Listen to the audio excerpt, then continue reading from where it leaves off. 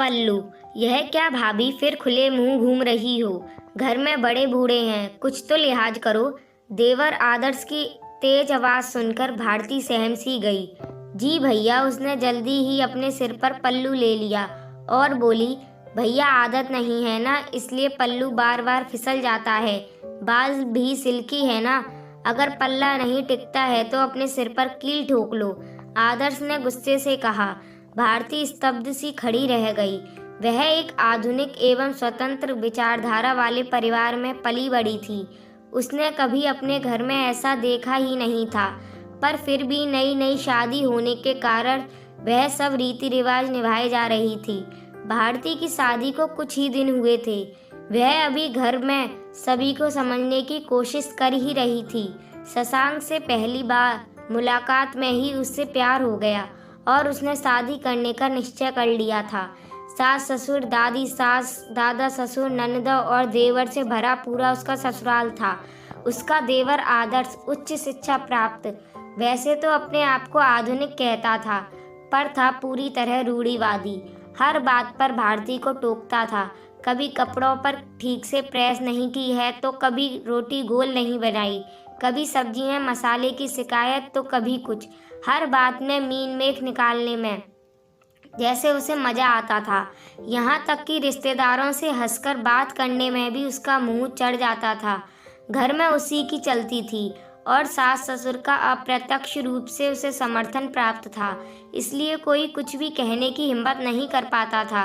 जब भी ऐसी किसी बात पर उसका चेहरा उतर जाता तो शशांक उसे देवर भाभी की हंसी मजाक कहकर हंसकर टालने को कह देते थे और कहते कि आदर्श भले ही थोड़े गुस्से वाला है, पर दिल का बहुत अच्छा है।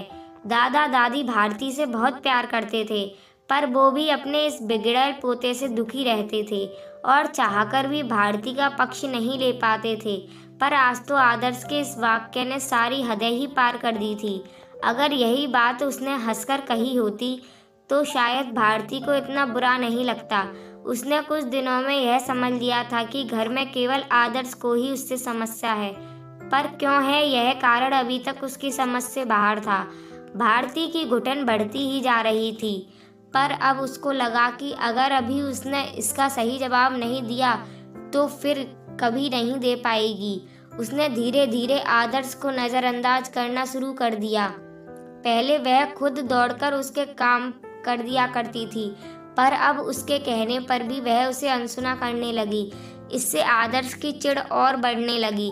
भाभी जरा मेरी शर्ट प्रेस कर दो, मुझे अभी बाहर जाना है। और यह क्या, फिर से सिर पर पल्लू नहीं लिया? जरा थोड़ी तो शर्म लिहाज करो, आदर्श ने उसकी ओर शर्ट फेंकते हुए कहा। भारती खाना बना रही थी। उसने आदर्श की बात अनसुनी करके अपना काम जारी रखा और अपना पल्लू साइड से हटाकर कमर में खोस लिया। क्यों भाभी, सुनाई नहीं दे रहा क्या? हाथ दो हो, पल्लू लो और पहले मेरी शर्ट में प्रेस कर दो, आदर्श ने तेज आवाज में कहा। भारती ने उसकी बात पर ध्यान नहीं दिया और अपने काम में लगी रही। इतने में सासू माँ भी किचन में आ गई। बहरी हो गई क्या? कब से कह रहा हूँ, सुनाई नहीं दे रहा तुम्हें? आदर्श गुस्से से चिल्लाया। यह क्या हो रहा है आदर्श, किस बात पर चिल्ला रहे हो? घर में घुसते हुए शशांक ने सुन लिया और आदर्श को डांटा। आप मुझे क्या बोल रहे हो? भाभी को बोलो। मैं कब से एक शर्ट में प्रेस करने को बोल रहा हूँ, पर वह ध्यान ही नहीं दे रही हैं। कुछ जवाब भी नहीं दिया। आदर्श अभी भी गुस्से में था। क्यों, तुम अपनी शर्ट में खुद प्रेस नहीं कर सकते हो? वह भी काम कर ही रही है ना।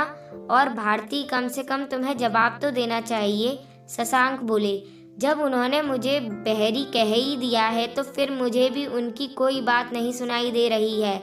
अगर वह मुझसे तमीज़ से बात नहीं कर सकते हैं तो फिर मैं क्यों सुनूं? बड़ों की इज्जत व्यवहार और संस्कार से होती है, पल्लू से नहीं। उनकी यह दादागिरी अब मुझ पर नहीं चलेगी। मैं आपकी पत्नी हूँ, उनकी नौकरानी नहीं, भारती ने जवाब दिया। तो ऐसा कौन सा पहाड़ टूट पड़ा? बच्चा ही तो है, ऐसे ही मजाक में कह दिया। इसमें इतना बुरा मानने की कौन सी बात हो गई? सासू माँ ने आदर्श का पक्ष लेते हुए बीच में कहा। नहीं माँ, ये अब कोई बच्चा नहीं रहा और देखा जाए तो उम्र में भारती से बड़ा ही है। मैं भी अभी तक इसके व्यवहार को देवर भाभी के हंसी मजाक के रूप में लेता रहा, पर दिन इसका व्यवहार खराब होता ही जा रहा है।